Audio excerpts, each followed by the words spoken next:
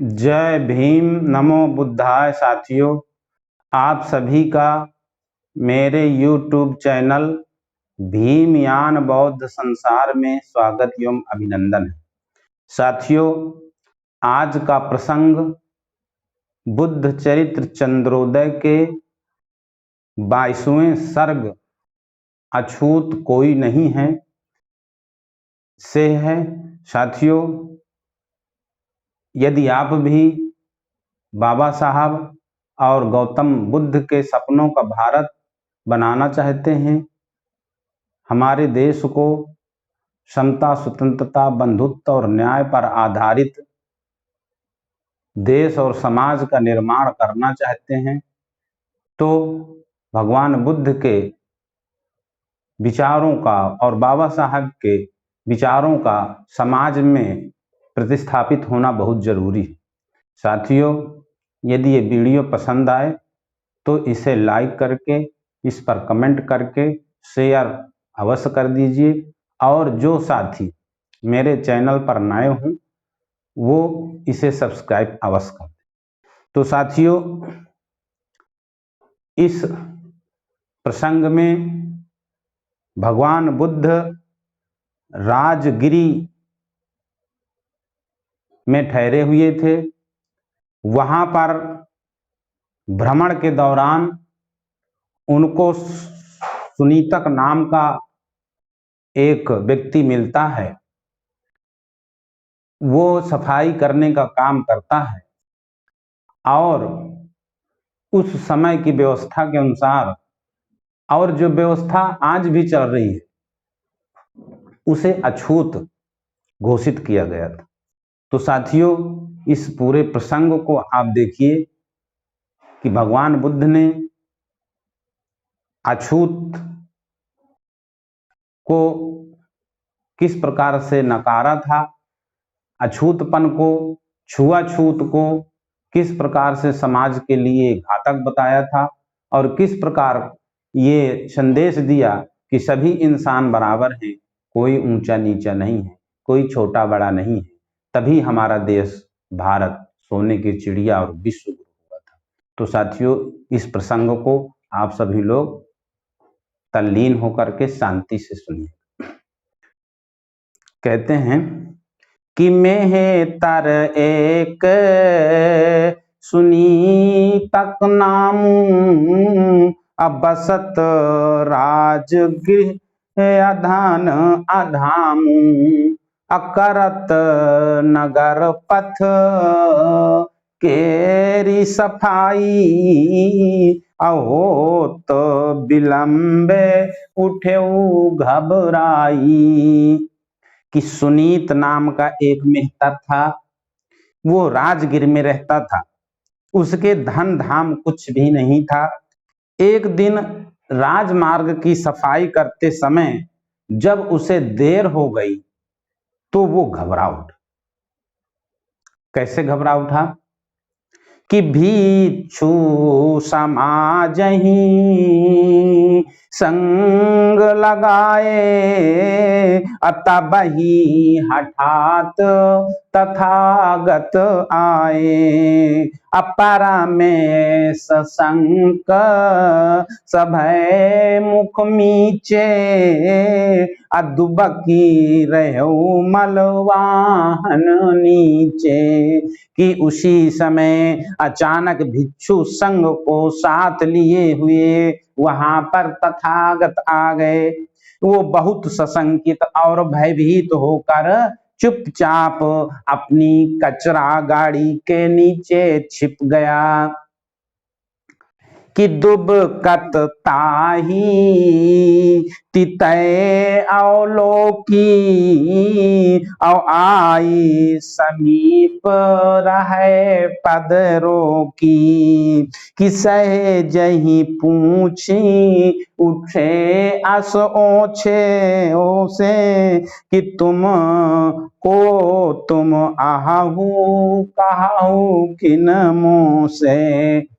कि तथागत ने उसे गाड़ी के नीचे छिपते देख लिया था। पास आकर वे रुक गए सहज भाव से ही उससे पूछने लगे कि तुम कौन हो, मुझसे क्यों नहीं बताते। कि जाई छिप्यहु तित श्रम नन देखी, अता कर कारण कौन बिसेखी। असकट ओटते बाहर आई, अप्रणत भयउ मही माथ नवाई। कि तुम भिक्षुओं को देखकर वहां जा छिपे, इसका कौन सा विशेष कारण है। तब सुनीत झगड़े की ओट से बाहर आ गया और पृथ्वी पर मस्तक टेक कर उसने प्रणाम किया।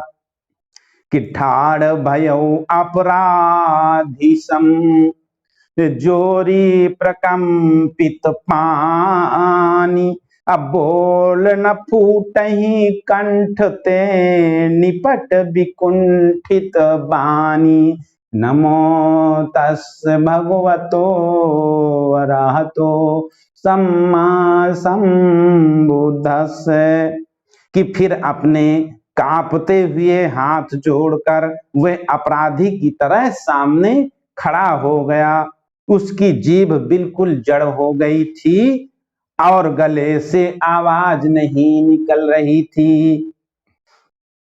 कि थर थरात अति कातर गातू, अमनहु प्रकंपित पीपर पातू।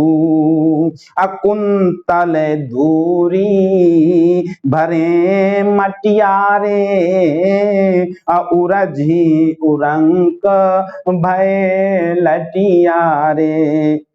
कि भय के मारे उसका पूरा शरीर इस प्रकार थरथरा रहा था मानो हवा के वेग से पीपल का पत्ता कांप रहा हो। उसके धूल से भरे हुए बाल मटमैले हो गए थे। ऐसा लगता था जैसे बहुत से सांप एक दूसरे से उलझकर लटों के रूप में बदल गए हों। कि दंत धवल मुख मंडल साम, अजंपित नील घटा घन गाबाम। असीप बिलोचन जम्बुल तारे, असेत सरोरुह मधु कर कारे। कि उसके सांवले मुखमंडल पर सफेद दांत ऐसे लग रहे थे जैसे नीले बादलों में बिजली चमक रही हो। सीप के समान नेत्रों में पके जामुन के समान तारे ऐसे लगते थे जैसे सफेद कमल के फूलों पर काले भंवरे बैठे हों। कि छिन्न भिन्न बहु छिद्रित चीरा, जहां तहां झांकत साम शरीरा। अनाथ सुनीत अहै मम नामू, और अधा में अछूत अधाम अबामू। कि उसके फटे कटे फटे वस्त्रों में बहुत से छेद थे, उनमें से यत्र तत्र उसका सांवला शरीर दिखाई देता था। उसने कहा, हे स्वामी, मेरा नाम सुनीत है, मैं नीच अछूत हूँ, मेरे घर बार और पत्नी नहीं है। कि जानहि सरब नगर नर नारी, और अस आदेश हमहि सरकारी। कि उवै न जौ लगी सूचक सूरा, अतो लगी काम करही सब पूरा। कि नगर के सब स्त्री पुरुष इस बात को जानते हैं। हमें इस प्रकार का शासकीय आदेश है कि जब तक सूचना देने वाला सूर्योदय ना हो तब तक हम सफाई का काम पूरा कर लें। कि जाई छिपहि निज धाम पुनि करही न किंचित देरी। परय न हमरे बदन पर दृष्टि सबरनन केरी। कि नमो तस्य भगवतो अरहतो सम्मा संबुद्धस्य। कि सूर्योदय होते ही हम लोग अपने घरों में जाकर छिप जाएं, इस काम में थोड़ी भी देर ना करें, ताकि हम अछूतों के मुख पर सवर्णों की दृष्टि ना पड़े। कि जो परि जाई चखही फल भोगू दारुण दंड लहई हम लोगू। कि आजू भई कछु मो कह देरी अभयऊ सशंकित दे वही हेरी। कि अगर उनकी दृष्टि पड़ जाए तो उसका फल हमें चखना पड़े और हम प्राण दंड पाएं। आज मुझसे कुछ देर हो गई, इसलिए मैं देव को देखकर बहुत डर गया। कि परए न दृष्टि सभय मुख मीचे अदौरी छिप्यऊ निज वाहन नीचे। कि मोर अभाग तदपि उपरावा अराउर दृष्टि निवारी न पावा। कि कहीं आपकी दृष्टि न पड़ जाए, इसी डर से मैं चुपचाप दौड़कर अपनी गाड़ी के नीचे छिप गया, लेकिन मेरा दुर्भाग्य ऊपर आ गया और मैं आपकी दृष्टि नहीं बचा पाया। कि जो रुचि होई बचा वही ना था अनतु तीन सौंपी कटा वही माथा। अगूढ़ विचार मगन कछु देरी अब बोली उठे पुनीता कहाँ हेरी। कि अगर इच्छा हो तो स्वामी मुझे प्राण दान दे दें, नहीं तो शासकीय कर्मचारियों को सौंप कर मेरा मस्तक कटवा दें। उसकी बात सुनकर तथागत कुछ देर तक गहरे विचार में डूबे रहे। उसके बाद उसे देख करके बोले कि विगत विसारी चलहु अब साथ है असमुचित दंड मिली ही मम हाथ है। के प्रभु निर्देश निवारी न पावा अश्रम नन संग बिलुर बन आवा। कि बीती बातों को भूलकर अब तुम मेरे साथ चलो, मेरे ही हाथ से उचित दंड मिलेगा। वो तथागत के आदेश की अवज्ञा नहीं कर पाया, भिक्षुओं के साथ बेणु बन आ गया। कि सारी पुत्र तत्काल तब पाई सुगत आदेश उलाई सरोवर तीरथ ही कटवाइनी नख केश। नमो तस्य भगवतो अरहतो सम्मा संबुद्धस्य। कि तब तथागत का आदेश पाकर सारी पुत्र ने उसे तालाब के किनारे लाकर शीघ्र ही उसके नाखून और केश कटवा दिए। कि न हो निसर निर्मल तीनीरा अपहिरायनी पुनि चीवर चीरा, करी ना सके कछु रोध सभीता, और निज मन सोचत पोत सुनीता। कि उसे तालाब के स्वच्छ पानी में नहलाया, फिर उसे चीवर पहनाया। सुनीत डर के मारे कुछ विरोध नहीं कर सका। वो भीरू अपने मन में सोचने लगा कि देहिन कंठे कुठार कठोरा, अब सिर बादी मुड़ा वही मोरा, अकुंद छुरी की नगर दन रे तहीं, अचीर नवल पहिरा वहीं से तहीं। कि अब ये लोग कठोर कुल्हाड़ी से मेरा गला क्यों नहीं काट देते, व्यर्थ में मेरा सिर क्यों मुड़वा रहे हैं, कुंद छुरी से मेरी गर्दन क्यों नहीं रेत देते, व्यर्थ में मुझे नए कपड़े क्यों पहना रहे हैं। कि भय अब मोही परम परतीति, कि करी हैं काम श्रमन निज रीति, अब बलि पशु तूल सबिध सत्कारी, अपनी मम कंठ चले हैं आरी। कि अब मुझे पूरा भरोसा हो गया कि भिक्षु लोग सब काम अपने ही ढंग से करेंगे। पहले वे बलि किए जाने वाले पशु के समान विधि पूर्वक मेरा सत्कार करेंगे, उसके बाद ही वे मेरे गले में आरी चलाएंगे।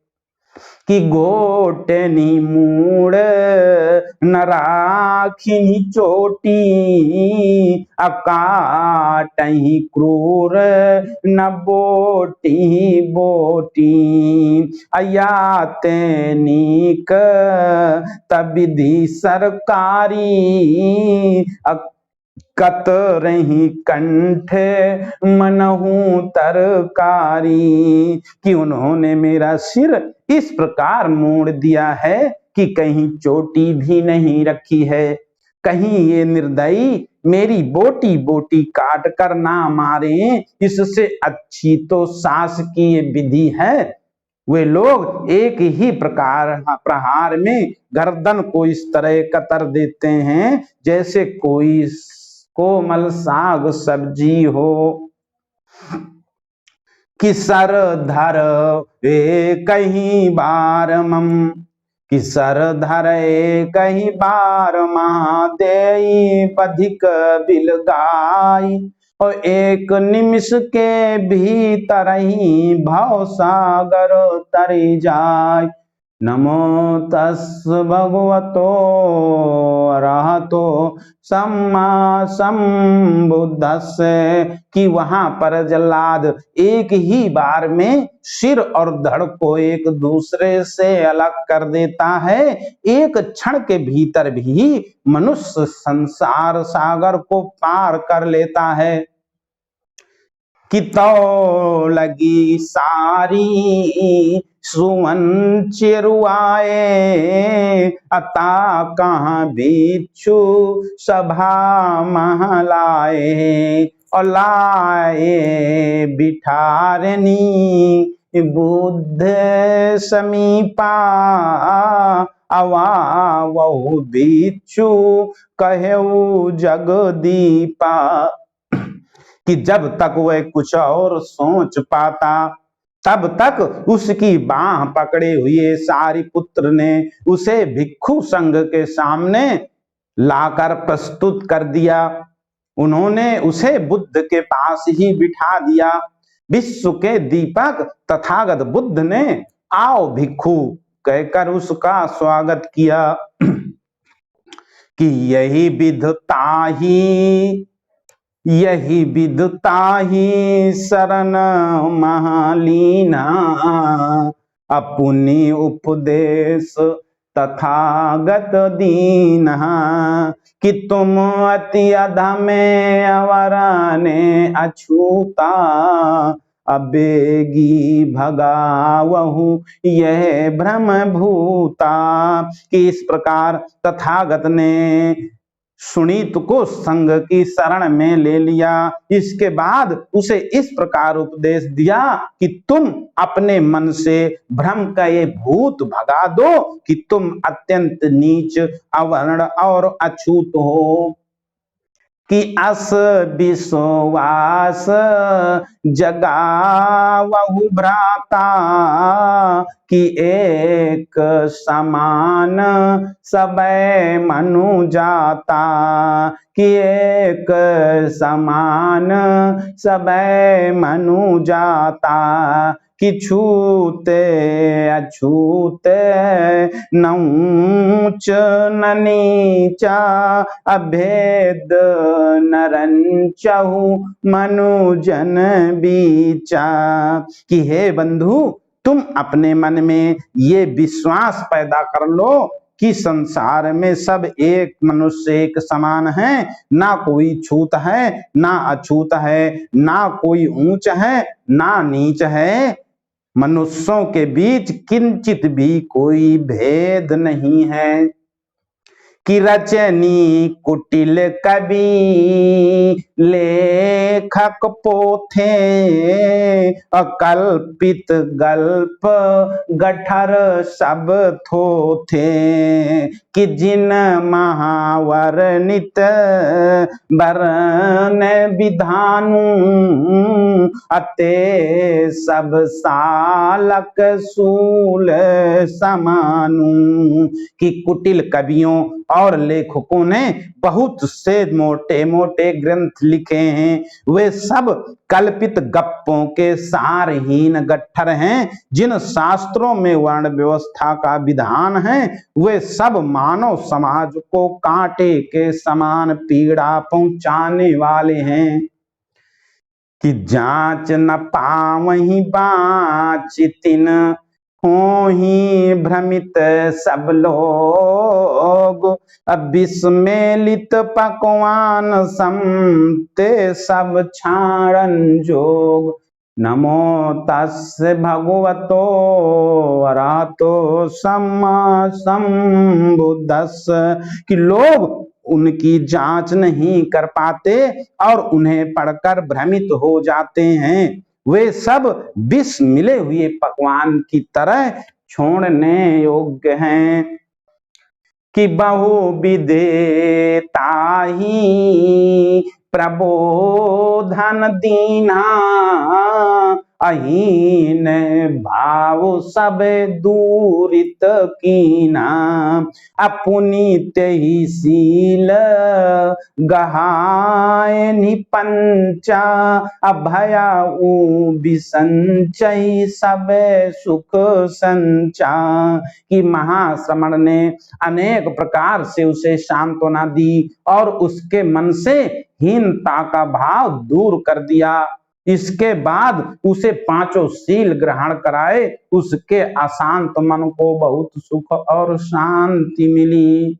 कि मगधेश्वर तेहि अवसर आए, अदेखे सुनी तहि मन चकराए। कि काली रहो जो अधा में अछूता, और आज भयउ जग पावन पूता। कि उसी समय वहां पर बिंबसार आ गए। सुनीत को देखकर वे उसके मन में बहुत विस्मित हुए कि कल तक जो अधम और अछूत माना जाता था, आज वो सारे संसार से बढ़कर पवित्र हो गया। कि कपित केस कसायक धारी, अब बैठे भिक्षु समाज मझारी। कि अपरंपार तथागत लीला अभक्ति विभोर भयो मन ढीला। कि वो सिर मुड़ाकर कासाय वस्त्र पहने हुए भिक्षु संघ के बीच में बैठा है, तथागत की लीला अपरंपार है। इतना सोचते ही उसका मन भक्ति भाव से तन्मय होकर शिथिल हो गया। कि भिक्षु संग कहाँ माथ नवाई, अब बैठी गए सब दंभ बिहाई। कि जब सहजाई गए अवनीपा, अतिन सन बोली उठे जगदीपा। कि महाराज बिंबिसार भिक्षु संघ को प्रणाम करके मन के अहंकार को छोड़कर बैठ गए। जब वे सामान्य हो गए तो उन्हें लक्ष्य करके विश्वदीप बोले कि भिक्षु संग कहाँ देहु बड़ मानस तत् मगधेश। अब बुद्ध उपासक आहाहु तुम गहाहु उचित उपदेश। नमो तस्य भगवतो अरातो सम्मा संबुद्धस्य।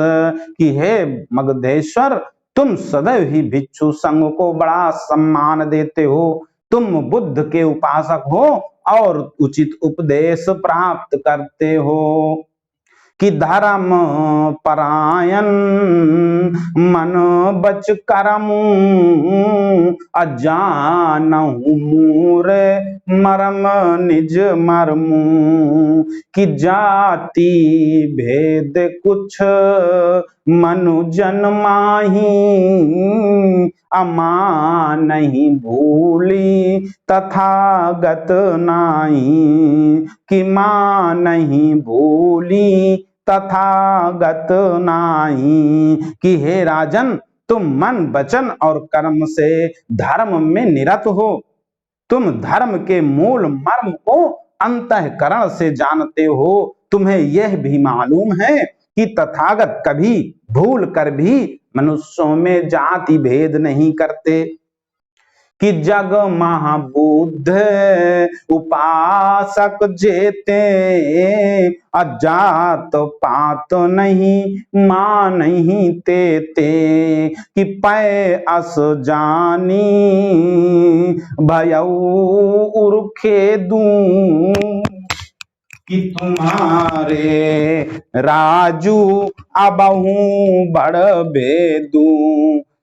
किस संसार में जितने भी बुद्ध उपासक हैं, वे जात पात के भेदभाव को कोई मान्यता नहीं देते।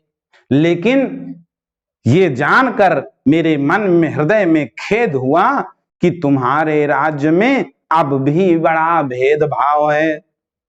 कि सोमो सन प्राज्ञ प्रवर्जन कहीं, और अस आदेश अमल महा आही। कि जे जीव पेरी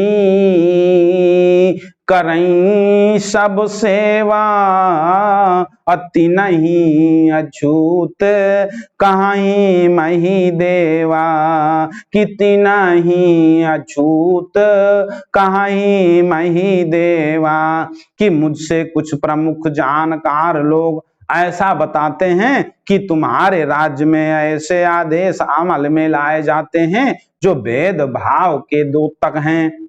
जो लोग कठोर परिश्रम करके सारे समाज की सब प्रकार की सेवाएं करते हैं, उन्हें भूधर लोग, महीसुर लोग अछूत कहते हैं। कि ते दिन दूर रहाई मुख गोई, अदेख न ले कुली नज कोई। कदृष्टि परत हठी हो ही अपूता, अपा वही दंड प्रचंड अछूता, कि ये लोग दिन भर सवर्णों की बस्ती से दूर मुंह छिपा कर रहते हैं ताकि उन पर किसी कुलीन की दृष्टि न पड़े। उनकी दृष्टि पड़ते ही वे अपवित्र हो जाते हैं। इसके लिए अछूतों को अपराधी मानकर उन्हें कठोर दंड दिया जाता है।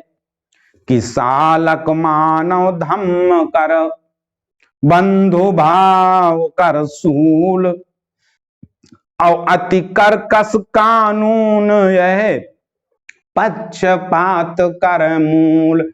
नमो तस्य भगवतो अरहतो सम्मा संबुद्धस्य, कि ये अत्यंत कठोर कानून मानव धर्म को त्रास देने वाला है, भाईचारे के मार्ग के लिए कांटे के समान है तथा पक्षपात की जड़ है। कि ताते तुम ही बताऊं राजा, कि कीन सोच समुझी शुभ काजा। कि कहा मगधेश अहं आभारी, अदीन सुझावो परम हितकारी। कि हे राजन, मैंने इसलिए ये बात तुम्हें बताई है, अब तुम सोच समझ कर शुभ कार्य करना। महाराज कहने लगे, हे मुनिराज, आपने बहुत कल्याणकारी सुझाव दिया है, मैं इसके लिए आपका बहुत आभारी हूं। कि सचिवन संग विचार विमर्शु, अकरब सुधार सुलभी निष्कर्षु। कि करत उपाय न लागी देरी, अपूरी चाह तथागत केरी। कि मुनि पद बंदी गए मगधेशु, अपाल निबेगी सुगत अनुदेशु। कि मैं अपने मंत्रियों के साथ विचार विमर्श करूंगा, उसका निष्कर्ष प्राप्त होने पर आवश्यक सुधार करूंगा। ये उपाय करने में मुझे देर न लगेगी, तथागत की इच्छा पूरी होगी। ऐसा कहकर मगधेश प्रणाम करके चले गए। शीघ्र ही उन्होंने तथागत के अनुदेश का पालन किया। कि भेद भाव के पोषणकारी, असाम्य भाव के शोषणकारी। कि पक्षपात विष पूरित जेते, और राज निदेश निवारणी तेते। कि यही विधशील सदम समदर्शी, अकरहि कर्म शुभ धरा में प्रकर्षी। कि भेद भाव को बढ़ाने वाले, साम्य भाव को नष्ट करने वाले तथा पक्षपात के जहर से भरे हुए जितने भी राजकीय आदेश थे, राजा ने उन सब को हटा दिया। इस प्रकार शील के धाम और समदर्शी तथागत धर्म को बढ़ाने वाले शुभ कार्य करते रहते हैं। कि करहि सतत शुभ कर्म, तथागत धर्म प्रकाश प्रसारी। बदन सदन सम सोम मोह तम तोम निकंदनकारी। कि देश काल अनुसार करहि उपदेश विविध मनहारी। और लाई आई लसी जग विक्रम नंदनी पूनम तबही कुमारी। कि इस प्रकार तथागत बुद्ध निरंतर ही धम्म के प्रकाश को प्रसारित करने वाले शुभ कार्य करते रहते थे। शरद के पूर्ण चंद्र के समान उनका मुख अज्ञान के अंधकार के समूह को नष्ट करने वाला था। वे देश काल के अनुकूल अनेक सुंदर उपदेश देते रहते थे। उसी समय संसार को आनंदित करने वाली क्वार मास की पूर्णमासी आकर शोभायमान हुई। कि मुक्त भय पथ रुद्ध पूर्व भय जुगमास जब, बद्ध भय पुनि बुद्ध धम्म प्रकाशन हेतु तब। जब वर्षा काल के 4 महीने पूरे हो गए तो रुके हुए मार्ग खुल गए। तब बुद्ध एक बार फिर धम्म प्रचार के लिए कटिबद्ध हो गए। इसी के साथ आज का ये 22वां सर्ग अछूत कोई नहीं साथियों संपन्न हुआ। आप सभी ने इस प्रसंग को बड़े ध्यान पूर्वक सुना है, इसके लिए आप सभी को आभार, आप सभी का आभार एवं धन्यवाद। साथियों इस वीडियो को ज्यादा से ज्यादा शेयर कीजिए, लाइक कीजिए और जो साथी नए हो चैनल को सब्सक्राइब अवश्य कर दीजिए। सभी साथियों को जय भीम, नमो बुद्धाय।